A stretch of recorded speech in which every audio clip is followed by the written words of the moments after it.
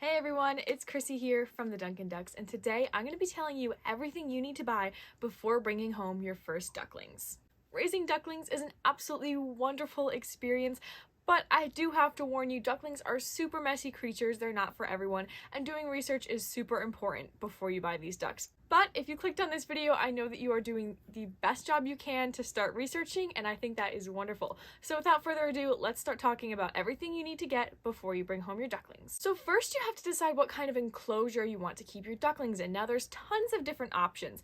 You could keep them in your bathtub, you could keep them in a really large tote. Some people even use stock tanks. There are dog kennels that people use, and they just tape cardboard to the sides of the kennel so that the ducklings can't get out. There's lots of different options, and what works for you and your budget is going to be different from every other person. If you have only 2 ducklings, a really large tote might be fine, but if you have a large group of ducklings, you're probably going to need something bigger like a stock tank or even a really large kiddie pool. So personally, what I'm going to be doing this year is using a dog playpen. So what I can do with that is basically change the size of it. So when they're super small, I can keep them confined into quite a small space, but as it grows, I could attach more panels to it so the ducks have enough room until they're ready to go outside. When you're deciding the enclosure that you want to buy, you want to make sure that you are buying an enclosure that they are going to be able to live in until they're either feathered or it's warm enough for them to go outside. Now that's totally going to depend on where you live, how old your ducklings are, the type of ducklings you get as to when they can go outside. But for the most part, you should be prepared to have almost fully grown ducklings living inside your house just for a little while until they get their feathers. And number 2 is going to be a source of heat. Now, there's 2 main sources of heat that people use when keeping ducklings inside. That is heat lamps and brooder plates. So this is the brooder that I have decided to use for this year. There are plenty of different brands. I don't really recommend any specific one over another. I've heard good things about all of them and bad things about all of them, so honestly, just read the reviews and find what works best for you. Now, these brooder plates come in quite a few different sizes as well. So if you have a smaller flock, you could totally use one of the smaller ones. If you have a ton of little birds, you're going to need a much bigger plate, or you can use multiple plates. Some brooder plates come with a dome option, which is like a plastic triangle that you can put on top of your brooder plate, and that really helps to make sure that the ducklings aren't pooping on top of the plate. But other people just prefer to just wipe down the plate every day, and the choice is yours on that. And the other most popular heating option for ducklings is using a heat lamp. Now, I personally do not recommend ever using a heat lamp for ducklings or adult birds. The thing about heat lamps is that they have been used for years and years and years, so that is why people continue to recommend them. However, heat lamps also for years and years and years have been causing house fires, barn fires, coop fires, and literally destroying people's livelihoods. The thing about heat lamps is that they are very, very hot, and they're not fire resistant. When you think about ducklings and the brooder as a whole, pretty much everything inside of them is flammable. The ducklings themselves have flammable feathers. The bedding is also flammable, and it's really just not a safe environment to be using a heat lamp. Unfortunately, heat lamps are still often very recommended for ducklings because not everyone has bad experiences with them, but personally, it's just not something that I feel comfortable recommending because I don't want to recommend something to you that can potentially burn down your house. Unfortunately, a few days ago, actually, I was reading a thread on a Facebook chicken group. A man had posted a photo of his coop with a heat lamp in it, and the replies were honestly so sad. There were so many people sharing their stories of how they lost their entire flock or their home to a heat lamp that they truly thought was safe and secure. Now, at the same time, there was a lot of other people in the replies that were saying they had been using heat lamps for years and years and years and never had problems, and as long as you secure it, it's fine. To that I say, all it takes is literally one feather, one pine shaving, getting onto that heat lamp to start a fire, or even just a drop of cold water onto the heat lamp can cause the lamp to shatter. And not only is a broken heat lamp a fire concern, but it can also leave your ducklings eating shattered glass, which of course isn't good. And I will fully admit that I have used heat lamps myself. I got my first ducklings when I was 5 years old.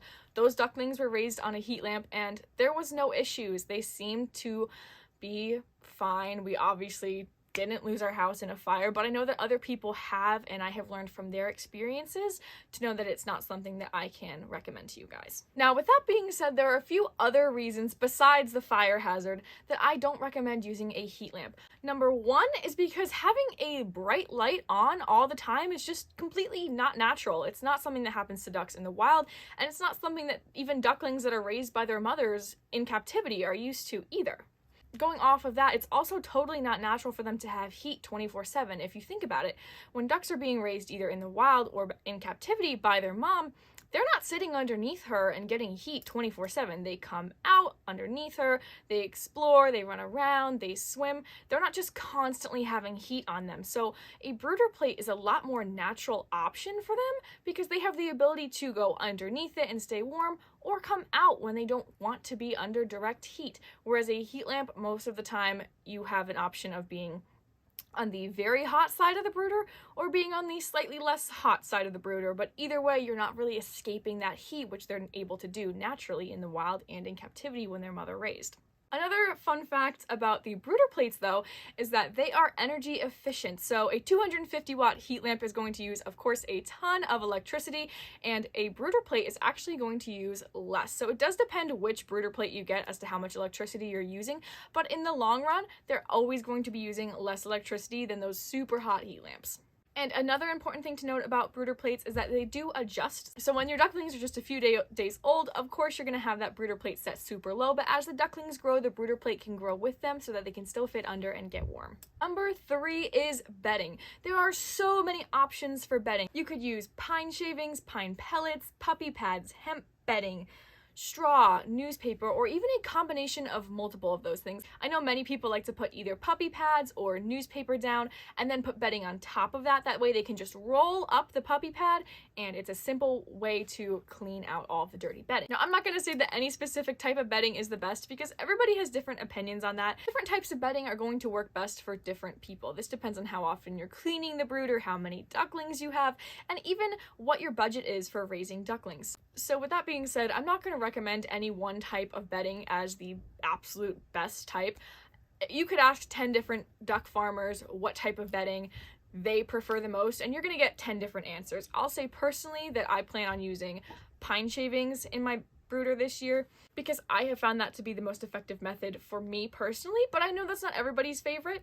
And I believe that there are pros and cons to every single type of bedding you use. If there was some magic perfect method that could keep ducklings clean all the time, everybody would be using the same thing, but that's just not how it is. One thing I absolutely will not recommend, though, is keeping your ducklings on flat grounds. Hardwood floors or the inside of your bathtub without any bedding added on top of that can be super dangerous because ducklings can slip and they're super prone to leg injuries, especially when they're super tiny, so I don't recommend that.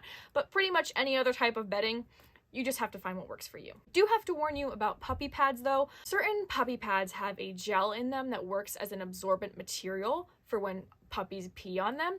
And when you add a heat source onto that gel, it can release a toxic fume that is very dangerous to your ducks. And another thing about puppy pads is that sometimes ducklings' little nails can rip up the puppy pads, and then they're exposing that gel and they're able to eat it, which again is toxic for them. So definitely double check what kind of puppy pads you're getting. Make sure you're getting something that is safe to be breathed in when it is heated and safe to eat, because you never know when your duckling's nail could catch on the paper and cut it up and your duckling's going to eat it.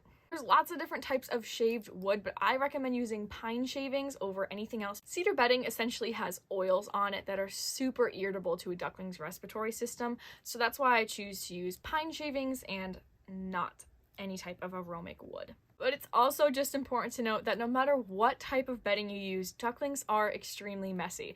Your brooder is going to need to be cleaned every day, if not multiple times a day, depending on how many ducklings you have. Just be fully prepared for that and know that it's going to be smelly, it's going to be messy, and it's not going to be fun cleaning up after them all the time, but I promise you it's worth it. And number 4 is their food. So one of the most common mistakes people make when they buy ducklings is that they feed them a food that is not appropriate for ducks. By that I mean a lot of people will purchase chicken food and not supplement anything in it, and that ends up with, unfortunately, lots of sick ducklings that just fail to thrive. So some people will recommend using a non-medicated chick feed to start your ducks. The reason we use non-medicated feed on ducks, whereas with chickens you can give them the medicated feed is because ducks are eating a ton more food than chickens. Since they are eating so much, the level of medication that they would be eating would be toxic to them. And most of the illnesses that the medicated feed is preventing in chicks, ducklings don't even tend to get those same illnesses.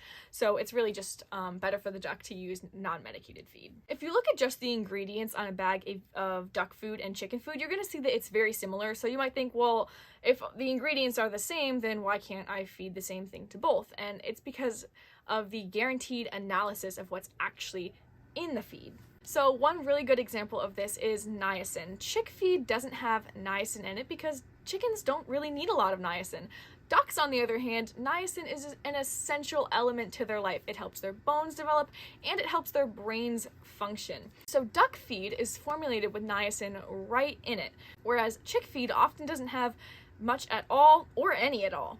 Now, I will say there is ways to make chicken feed appropriate for ducks if duckling starter feed isn't available in your area. You can absolutely use the chicken feed as a base and add nutrients in as needed to make it a complete diet for a duckling. There's essentially two different sizes of duck feed that you can get. You can get crumbles or pellets. I recommend getting crumbles or just buying the pellets and grinding them up yourself in a blender at home. Ducklings, when they're super small, they have a harder time just swallowing whole pellets, so I really recommend using the crumbles. And I also recommend adding water to your duck's food because that is what's most natural to them. In the wild, ducks get most of their food from ponds. They're eating fish and aquatic plants. Basically everything ducks are eating in the wild already is in a body of water. Ducks, and especially ducklings, can choke very, very easily, especially when they're eating hard foods that don't really have anything to help them swallow it. So that's why I recommend just adding water to their feed. Some feeds, like Missouri brand, are literally formulated to be fed on water, so they will float and they will expand. Other feeds, like Purina, isn't made to be fed on water, but you can still add water to it. It's just going to be a bit more mushy. Duck starter is not necessarily easy to find. So what I personally do is I use a duck pellet just like I would for my adult ducks, and then after they're 2 weeks old I add rolled oats into the pellets. I blend them up in a blender so it's super small and easy for them to digest, and I basically make my own blend. I get rolled oats like this in a 50-pound bag from Tractor Supply. These are a little bit big though, so I do blend these up in a blender just to make them small enough for the ducklings to be able to digest. But this helps lower the protein percent that comes in most duck feeds, and it makes it easy for me to make sure they're getting all of the proper nutrients and not too much protein. Number 5 is water. After all, ducks are waterfowl, so water is one of the most important elements to their life. Of course, duck waterers are messy, but I do my best to make sure that it is as clean as possible. So I'm going to show you a little hack really quick as to how I make that super easy. I start with a paint tray, which is going to be used to catch the water, and then I add paint grids on top. This is basically what you're looking at. You have the paint tray at the bottom, which catches the water, and then the paint grids on top that the ducklings can walk on and access their water. And on top of these metal grates, I like to add shelf liner just so it's easier on their feet. And this can be washed or just replaced as you go through the roll. Just make sure you get a shelf liner that has holes in it so that the water can go through. But honestly, this is a great system. It catches the water so it doesn't get your bedding wet. I have seen quite a few people use that method, so I'm not honestly sure who came up with it, but to whoever came up with it, I really appreciate you, and so do all my ducklings. So this is the type of water that I use when the ducklings are just a few days old, but they outgrow it very quickly. With ducklings, it's very important to make sure that they are able to dunk their entire bill into the water so that they can clean out their nares. So since I'm raising call ducklings, this will work fine for a few days, but once they get a bit bigger, I'm just going to switch to a Tupperware container and cut a hole into the top so that the ducklings can't quite jump in it, which is a possible drowning hazard. Once they graduate from this, I'm just going to switch them to Tupperware containers, and I can cut little holes in the sides so that the ducklings can stick their heads in and get all the water they need, but they can't drown by hopping into the waterer. Now, this isn't necessarily part of the brooder, but I do just want to include that in the water section of this video, that yes, ducklings can swim the day they are born. As you see in the wild, the mother duck hatches her ducklings and just takes them straight out into the water. However, when we are raising our ducks as pets in our homes and they don't have a mother duck sitting on them, they don't actually have the oils required to make them waterproof, which is one of the ways that helps them stay afloat. Ducklings raised in captivity that don't have those oils to keep them afloat can very easily drown, even in just a shallow water dish. Make sure whatever watering container you are using in their brooder is something that they can't physically get into, but they can still dunk their head into.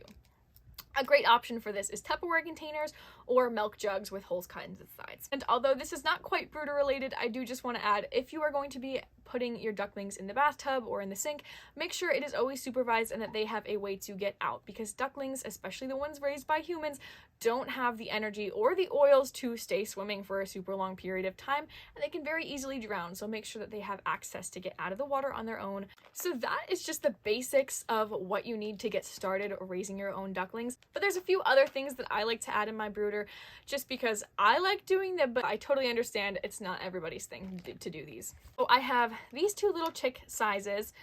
This is for when they first come to me. This will probably last less than a week, and then I will upgrade them to the bigger size, and from this they're going to get their permanent leg bands. Now the reason I use leg bands is because I want to be able to tell apart all of my ducks. So this pack has 4 different colors, so you can give 4 ducks each one color, and then if you have more ducks, you can give them like color combinations so you can tell them apart. Now, not everybody cares about being able to tell their ducks apart, so if you don't want to know them apart, no reason to get these, but just something that I personally recommend. And I really recommend getting some type of vitamins or electrolytes for your ducks. I put this right into their water, but it's also important to have these on hand in case you have a duckling that fails to thrive and really needs an extra energy boost. That being said, I really recommend setting up a duck vet kit before you buy your ducklings, because ducklings are so fragile and weak when they first hatch, and really a lot of things could go wrong. So it's just important that you're prepared and have all the necessary things ready, like vitamins and electrolytes, in case something goes wrong and you can't just get out to the store, or if there isn't time to get out to the store and buy something to help your duck or get them to a vet.